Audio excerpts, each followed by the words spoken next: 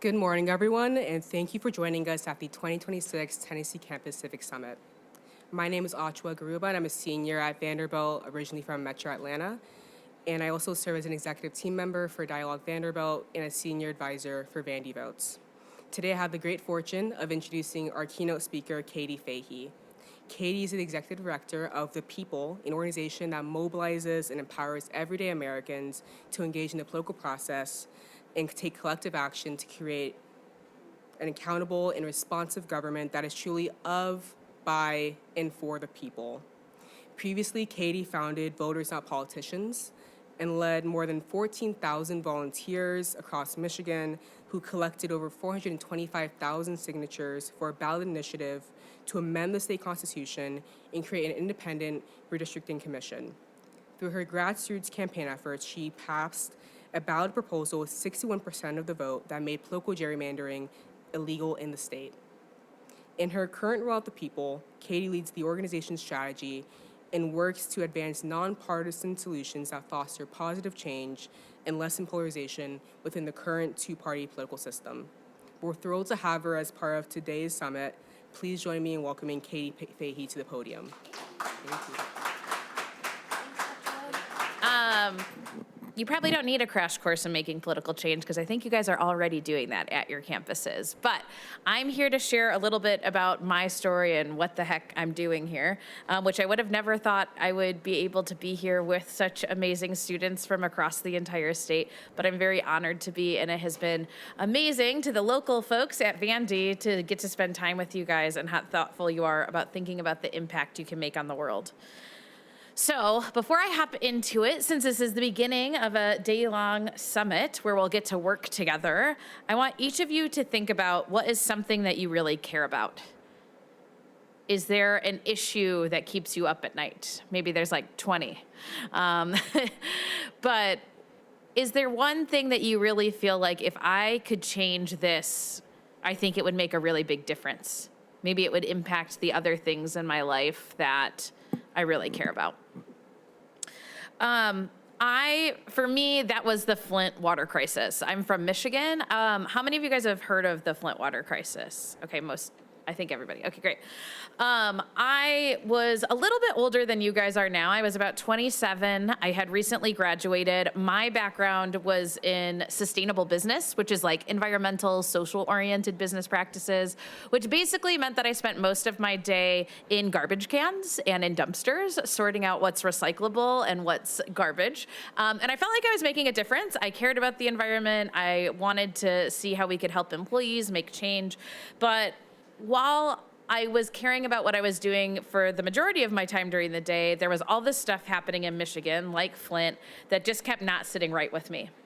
How had we poisoned an entire city where students couldn't go to school and drink the water, they couldn't come home and cook with the water, they couldn't bathe with their water, and basically we had a bunch of elected officials looking at each other saying, this was your fault, or hey, look at me, I'm gonna take all the credit for trying to make it better, where the reality on the ground wasn't changing.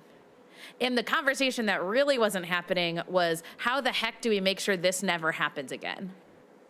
And so even though it was kind of in some ways not my business, not my job to do something about it, I just kept thinking, okay, how do we get to a solution on this?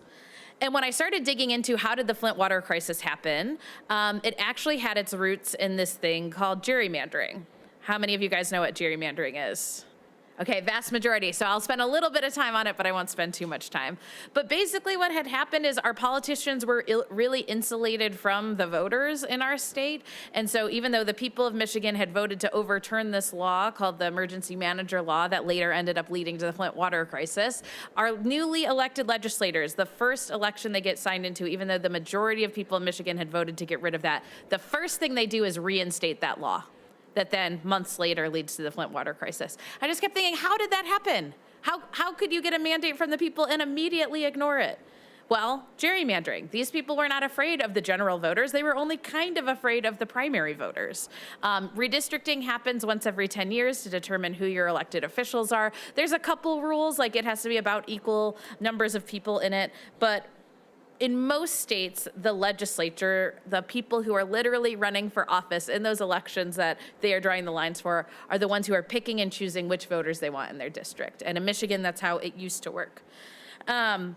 So Michigan, we're a pretty 50-50 state. What I mean by that is 50% of us tend to vote for Democrats, 50% of us tend to vote on Republicans. It just depends on the year, and a little bit will go one way or the other way. So I've got like a fake world for us to play with for a second, where about half of the people are gonna vote green and about half of the people are gonna vote yellow. And so if you had 7 congressional members for our little Jerry land that I've made, you would assume if we wanna focus on representation, making sure people actually feel heard and like the problems they care about are being heard about in their state legislature or Washington, D.C., you'd probably have to divide up 3 of those members and 4 of those members.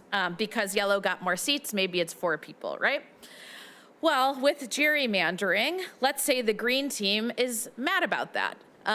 What they could do is they could try to take as many yellow voters as they want and shove them, pack them, if you will, into one district so that they can guarantee that they'll have a majority of voters, at least one in this example, in the rest of the districts. So even though the people that voted didn't change their vote, with the same exact scenario, you now have 6 districts to 1 district for green, the side that got only 49% of the vote.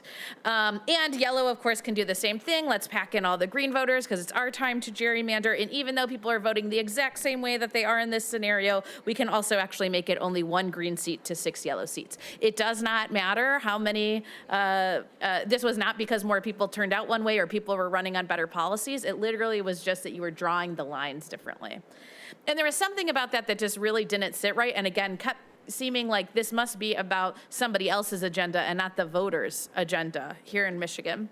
And in Michigan, because we were 50-50, Democrats had gerrymandered and Republicans had gerrymandered. And it had left a lot of us feeling like they were more worried about themselves than actually delivering results. This is the wider Detroit area that these districts do not make sense. They do not represent anybody. This recently happened in Nashville. Used to be in 1 congressional district, now literally shoved in 3, like this example in Detroit. This doesn't just happen in one place, it happens across our country. And what it means is that communities can't have the things that matter. When giant ice storms happen, they have to go talk to 3 different people to try to get any of them to care instead of just 1. And we, the people, have to suffer with those consequences. So in Michigan in 2016, where my story kind of starts with the Flint water crisis, these were the election results. We had about 40% of people who had voted Republican, 47 who voted Democrat, which again should mean we have 14 congressional districts at the time. Should mean we've got 7 and 7, but instead, because of gerrymandering, we had 9 for the Republican side and 5 for the Democrat side. And so I just felt like, why don't we try to do something about that? I am not a influencer in any way. This is also 2016, like TikTok didn't exist, Facebook was cool. I know that might not seem like that now, but it was. Had a normal amount of friends for my age group, but I, before work one day was just like, I cannot stand this political division. I cannot stand feeling like we are supposed to be the greatest country in the world, the richest country, and we can't even give kids clean water. Like, why don't we try to tackle this? Didn't think anything would actually come from it. I thought maybe I'd find an organization working on gerrymandering. We could go and volunteer. They'd maybe help us figure out what to do. But I made my little post. Hey, I'd like to take on gerrymandering in Michigan. If you're interested in doing this as well, please let me know. Smiley face emoji. And I go to work. I'm crawling around in my garbage cans. I get out for lunch and I start seeing that all of these people were responding and my DMs were filled. And this wasn't like mega viral, like I was not having 1 million people respond, but there were a couple hundred. And for most of my posts, that was not normal. And it was people saying, Katie, I can't believe you're doing something about this. Let me know how I can help. I've cared about this issue for such a long time. Let's do this thing. And then I had this feeling of like, oh no. Like, I don't actually know how to end gerrymandering. Like, I know I don't like it and that it's bad, but now there are all of these people looking at me saying, what do we do about it? I was like, I don't know. So what I ended up deciding to do was Google it. I Googled, again, AI wasn't here yet, but I Googled, how do you end gerrymandering? And it turned out that basically the root of the problem is that you do have politicians drawing these lines once every 10 years, locking in a decade worth of their own control, regardless of how voters vote for the most part. So we actually, I talked to all these other little Facebook folks, some that I knew, but most that were complete strangers. And I said, like, why don't we go ask our representatives to see if they will change this? So I go and I meet with my representative and I'm like, hey, we should change this to this process that's neutral, that delivers results for voters, blah, blah, blah, blah, blah. And they're basically like, no, we are not interested in giving ourselves less power. Thank you anyways. I look forward to gerrymandering you in the future. I was like, oh, okay, great. Love that from a representative. But in the Googling and trying to figure out what we can do about it, I discovered that Michigan is one of 26 states in our country that has this thing called the citizen initiative process, which meant that if we could come together, we could actually bypass our legislature that would refuse to do something on this and change the law ourselves. When figuring out and trying to learn about that, I ended up figuring out to do that, it's like 3 big process steps. So the first is we have to write the actual law. What is the thing we want to change? How do we write that? Write constitutional language. Had no idea how to do that because, again, like, my background had nothing to do with politics or anything, but it was like, okay, step 1, we have to write something. Then what we would need to do is we'd have to talk to each other across the state. We'd have to find 315,654 registered Michigan voter signatures to sign our petition in 180 days, and then we would be allowed to be on the ballot, the November ballot, where everybody would be voting for governor and their representatives and all of that. And so if we could do that and get on the ballot, then we would need a simple majority. We need 50% plus 1 voter to vote yes, which for 2018 was projected to be around 2.5 million people in Michigan needing to vote yes to end gerrymandering. All of those things felt extremely overwhelming and huge, but in that moment, it was like, there is a pathway. This isn't hopeless. If we can do these things that sound really hard, we actually can change this, not only for ourselves, but for decades to come. So we started trying to do that. Kelly, my coworker from the recycling job, and I started talking to all of those folks in the Facebook group. We took those 3 big steps and tried to basically break them down into a bunch of tasks and elements of how would you write constitutional language, how would we get these signatures, how would we get this many people to vote on it. And what we started doing with those tasks was asking people, what is the skill that you're bringing to this, even if it's just, hey, I'm a person who lives in and exists in this state.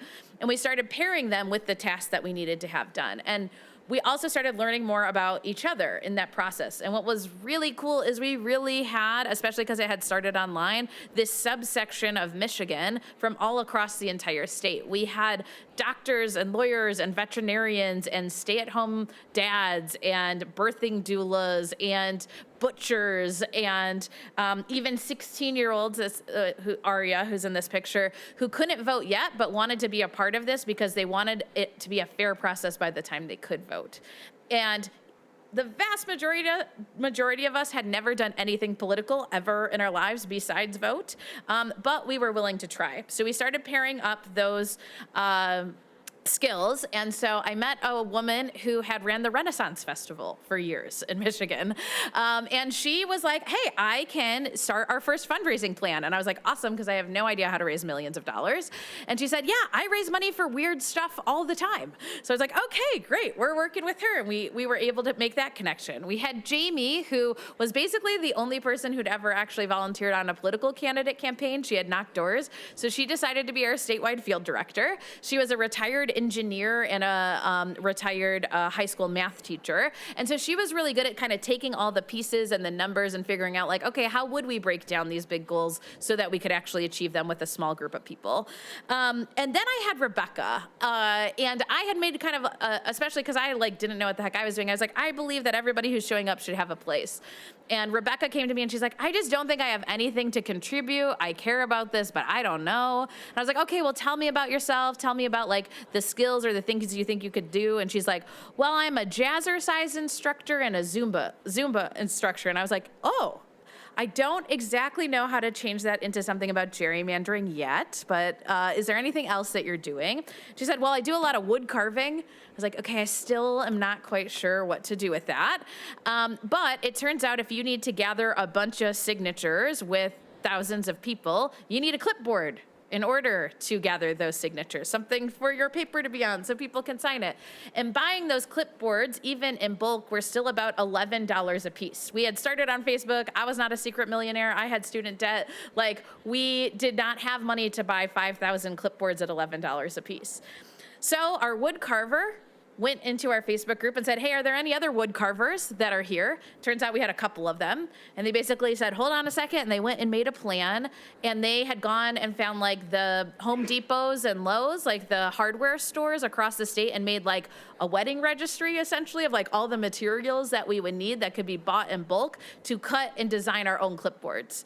And so they really started thinking about these clipboards. And if we're going to be standing and talking to people, how do we actually make them like a customized tool for every single person so that they can know about gerrymandering? We put the local map of what district where you live, what does it look like? And do you think that that makes sense? And we even put a piece of red tape at the top so you can know that we were all volunteers. There were a lot of paid circulators at the time who were kind of lying about what they were gathering signatures for other initiatives. So we wanted to stand out that way. We added this little thing on the side asking for people's contact information so that we could do a volunteer ask right as they were signing the petition to see if they wanted to be connected. And we thought way too much about clipboards and even came up with like rain jackets for them so that in case it was snowing, we could keep them dry and all that kind of stuff. But what was really amazing is we ended up being able to create a clipboard for every single person. So they had this professional tool for only 11 cents each instead of that, or I'm sorry, 33 cents each instead of that $11. And the only reason we could do any of that is because we had a wood carver. If we did not have that wood carver, we would not have had that solution. And it's when I started to really understand that like we each have a role to play in democracy and being at the table. And maybe how we had been presented democracy, the way that it was and its brokenness, wasn't how we had to stay. What if we started thinking about like if we were designing a campaign to live up to the ideals of how we hope it feels like? So when we went to go write that constitutional language, we were thinking about that. At the time, our elected representatives were refusing to hold town halls at home, basically because a lot of people were mad with them. And so they were like, no, I don't want to have to listen to my constituents. I'm not going to do it. So we said, well, to write this language, to figure out what the solution to gerrymandering should be, what if we actually went and held our own town halls? What if we went to each congressional district, and because they're drawn so crazy, hold at least a couple meetings in each of them to make sure that it was easy to drive or bus or whatever to these locations, and ask people, do you like the status quo? Do you like how redistricting is working right now with gerrymandering? What are other states doing that don't have politicians drawing those lines? What do we think we want? What would fairness and representation look like for our own state? Who would be making up that body of people who do it? What would the criteria be? We were just a Facebook post. You know, we tried to do our best to talk to everybody in the community, post flyers, work with groups, all that kind of stuff. And those town halls were standing room only, every single one of them. We did 33 in 33 days. We got over 5,000 people to do like surveys and deep conversations about what did they want written in that law. And it mattered to people. They said, I've lived here my whole entire life and a politician has never come to me before a law is written to make sure it was going to be written in a way that would actually improve my life. And here you are, just a fellow stranger, spending your own volunteer time coming here to make sure my voice is heard equally to everybody else in this state. And it meant something to people. How we were organizing was making the difference. The other cool thing was that you had a lot of people coming in being like, I don't know what the heck gerrymandering is, but I'm here for that reason. But they would come in saying, you know, I'm a Republican, but I've never met a Democrat who believes in fairness. I'm a Democrat, but I've never met a Republican who thinks my vote should count just as much as theirs. And then they would talk to each other. And they would start talking about what wasn't working in our system and what would a future where we did work together, what could that look like? And you would start to see people changing and seeing we actually have a lot more in common, especially when it comes to this system not delivering for any of us, than we have differences. And they were willing to then want to work together to make that change. So we went and gathered that language, and then it was like, okay, we got to gather all those signatures. So thankfully we had that math teacher. We broke down that 315,000 number and found out that if we got a couple thousand of us to gather 17 signatures a day for a couple months, we actually could make this possible. This number that seemed way too huge in the beginning could become a reality if we just found enough bodies willing to do the work. So then we started getting creative and figuring out what is any way we can talk to people about gerrymandering and redistricting and stopping to sign this petition.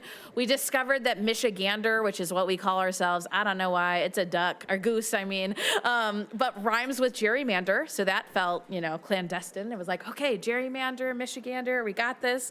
We came up with costumes. We did I signed stickers instead of I voted. We found a way to kind of do a Pony Express, driving the petitions to each other instead of having to spend a bunch of money on mail.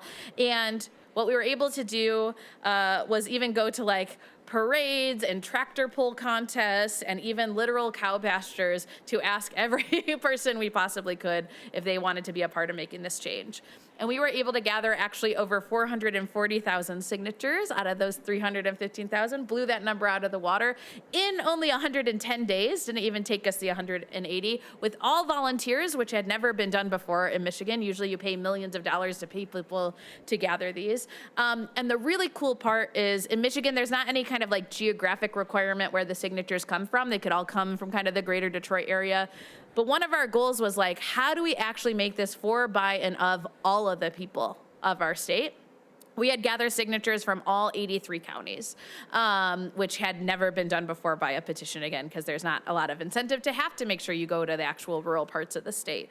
And so that meant we just had to get people to vote on the darn thing. And on November 6th of 2018, it overwhelmingly passed. We got 61% of the vote, which is super exciting. One of my favorite parts, going back again to that goal about this actually being for, by, and of all the people, this map on the left, we had a Democrat governor, Gretchen Whitmer, who's our governor right now, win. Most of our population, kind of like in Tennessee, is actually populated in some pretty big cities. So Detroit for us is like where you go. So if you're governor, county lines don't matter as much. You don't have to win 50% of them because that's not where everybody lives, right? So she won the state with a majority, with 17 counties voting over 50%. We won, if you look at everywhere that's green and dark green, that's any county that did at least 50% over, 66 of those counties that said over 50% of their people said, yes, I want to end gerrymandering in this way. North, south, east, west, rural, urban, we saw that people had come together and really found a solution that worked for them. And so then it was like, okay, did this crowdsourced constitutional amendment, like, will this actually work, right? We could have never predicted COVID. So our commission that we always imagined being in person and meeting in person had to start and be recruited all online because the census was coming out in 2020. But we had designed a law where 4 everyday Democrats, Republicans, and then 5 independent or third-party voters would be randomly selected based on the demographics of the state, meaning the age, race, economic income level, and then the geography also would be weighted to kind of select these folks. And they came together and they were required to go and hold town halls, just like we had across the whole state, to actually hear from the citizens of Michigan first on what they wanted in a solution. And they also had standing room only, despite it being COVID. And hundreds of thousands of people participated in saying, here's how I want my representation to look. Here's how it hasn't been actually representing me over the last 10 years. And it was powerful. And those commissioners, it was messy. They didn't always agree. They had different understanding of what people were saying and what criteria should go where, but they had a clear set of rules, a clear mandate, and they weren't politicians that got to personally pick their voters. They were everyday citizens knowing it was their civic duty to deliver a map that would actually reflect the will of the people.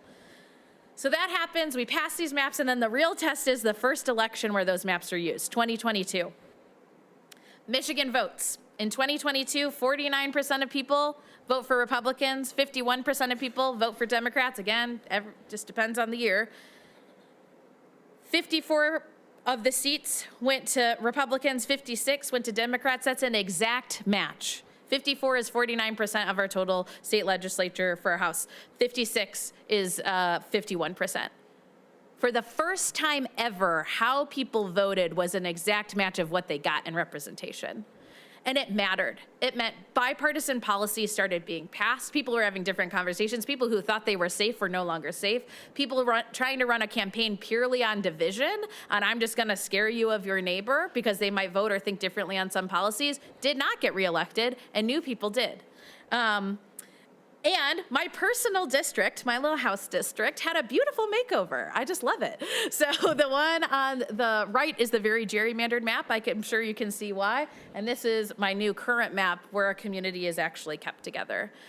And one of the most important pieces for me is that because we did it at the constitutional level, it means that not only did we get to have this great experience in 2022 and 2024 where our votes left a direct vote share, it was the same. It means that future generations of voters, people who can't even vote yet, will also have this process happen when those maps are being drawn for their districts. This is my daughter. And so when she's 18, as long as the people of Michigan don't decide we don't like this system, because they are the only ones who can change it now that it's in place, she will actually get fair elections from the day she's able to vote.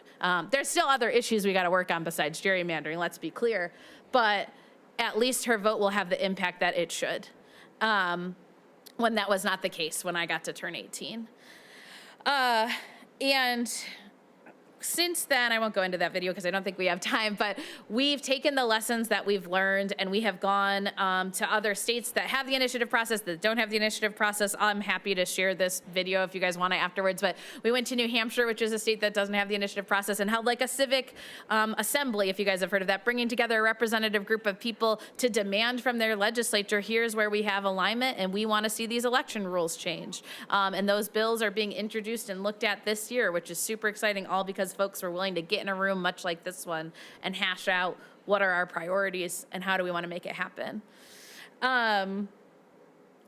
When I think about being here with all of you guys, it brings me back to that moment I had before I had any idea that it was even possible to amend a constitution on with a bunch of your friends, but like that I would be capable of that my neighbors would, that anybody who isn't just a big politician or a billionaire could do something like that. I'm guessing most of you have some kind of social media. Social media apps often will show you like what you posted years before. And on Facebook, we were about a year into the campaign and something popped up that was a Facebook post that was almost the exact same. It was like with a news article and I was like, hey, we should end gerrymandering, who's gonna help me?